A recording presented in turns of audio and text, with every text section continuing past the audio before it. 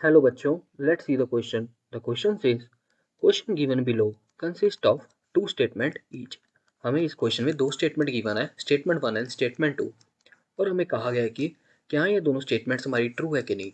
अगर ये दोनों स्टेटमेंट्स हमारी ट्रू है तो क्या हमारा जो स्टेटमेंट 2 है it is the correct explanation of statement 1 और नॉट। अगर हम अपनी फर्स्ट स्टेटमेंट देखें तो फर्स्ट स्टेटमेंट में हमें कहा गया कि silicones are hydrophobic in nature. तो ये जो स्टेटमेंट है बिल्कुल ट्रू है, क्योंकि हमें पता है जो हमारी सिलिकन्स है ये एक पॉलीमर स्ट्रक्चर बनाते हैं।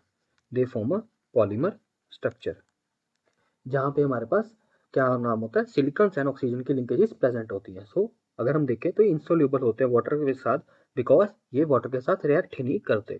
सो हमारी फर्स्ट स्टेटमेंट बिल्कुल ट्रू है। सेकेंड स्टेटमेंट की बात करें तो यहाँ पे कहा गया कि silicon oxygen and silicon linkages are moisture sensitive.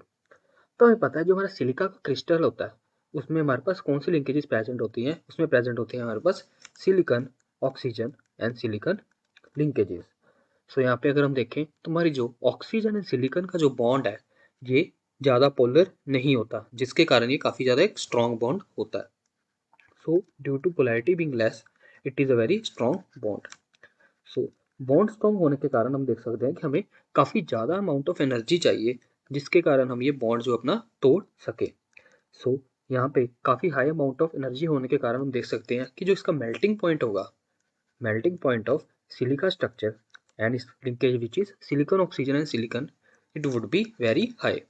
सो ये मॉइस्चर सेंसिटिव बिल्कुल भी नहीं हो सकता, बिकॉज मॉइस्चर सेंसिटिव का मीनिंग होता है कि that it will get break down when it comes in contact with water. So हमारी स्टेटमेंट तो बिल्कुल रॉन्ग होगी। So only our statement 1 is correct. So our option number C is correct. So I hope you understood it well. Best of luck.